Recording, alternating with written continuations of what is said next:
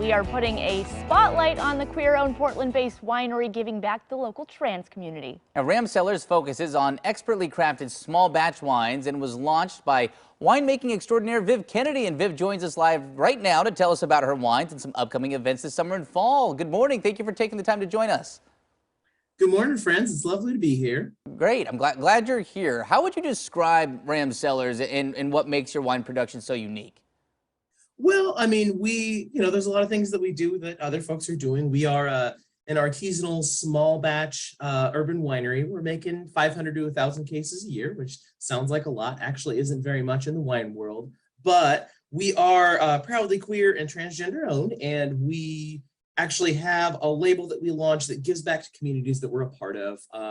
We launched our Viv label in 2019, and the focus of the Viv label is to give back to nonprofits that specifically provide direct support to other queer and transgender folks. So we work with Portland's Q Center on a local level for some of those wines, and then we also work with the Transgender Legal Defense and Education Fund in support of their program called the Name Change Project Initiative, which provides monetary and legal support for folks navigating the name change process in now it's like 20 major cities in the U.S.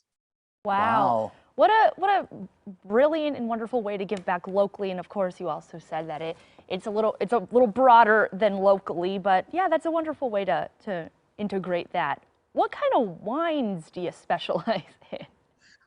We like to keep things complicated for ourselves. As a smaller producer, I think for a smaller producer, we make a lot of wines. We make wines across the rainbow spectrum that run the gamut.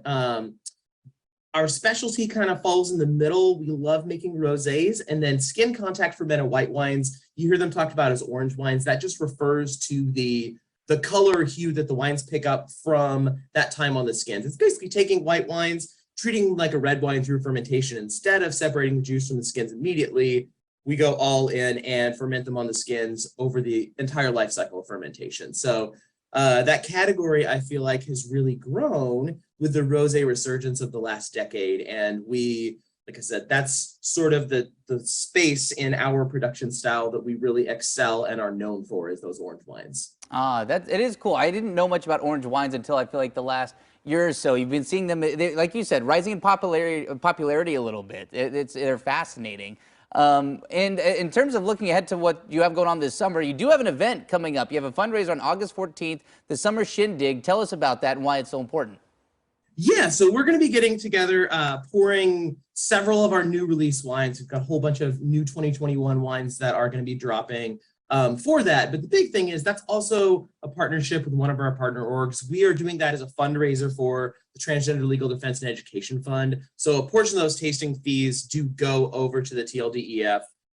When we do our core release events, that's what we've been doing, is working those out to be fundraisers either for the TLDEF or the Q Center. But for us, this is a chance to get together and showcase a lineup of all new wines that we're really proud of. We ramped up in a big way in 2021. And so we have a whole lineup of exciting, fresh new wines to share with everyone. So not only do we have exciting new wines to share, but we're going to be coming together with the community and raising funds for the TLDF as part of that.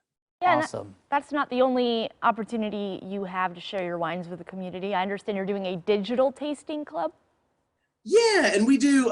We have an events calendar on our website as well, where we post. I update that regularly and post the different events, because I'm somewhere pouring the wines almost every week now that it's possible. But we do a quarterly digital tasting club where we're able to make the wines accessible to folks that may not geographically be here, with the pandemic, may not feel still comfortable making it into taste. And so we have our next sessions coming up on Friday, September 8th, and then Saturday, September 16th, where for that, we do a third bottle samples of 3 different wines, and we do a 90-minute Zoom session, and we're able to share space together and talk about the wines and connect over them. So we found that especially when things were less safe for gathering, that it allowed us to be able to connect with folks over that digital divide to share the wines. And one of the silver linings of the Zoom culture we developed over the last 2 years, you can kind of connect with people a little bit simpler from time to time. I think that's fantastic. Real quick, before we let you go, where else can people try your wines? Do you have to go to Ram Cellars, or are there spots around the area where you sell? Plenty of spots around the area where we sell. You can find our stuff at New Seasons grocery stores, Green Zebra grocery stores, Division Wines in Portland, Winecraft out in Astoria, Oregon, and then Aaron's Wine Cellar out in West Portland as well. But I am out there selling to new places every day, and so you'll see the things on the shelf more and more in the greater Portland area. Great, great. Keeping yourself busy, no doubt about it. Thank you, Exactly. Viv. Thank you so much Thanks, for friends. taking the time this morning. Take care. All right, that was Viv Kennedy with Ram Cellars. Their upcoming summer shindig happening Sunday, August 14th. The event is being held at Hip Chicks Do Wine on Southeast 23rd Avenue in Portland. Go to eventbrite.com for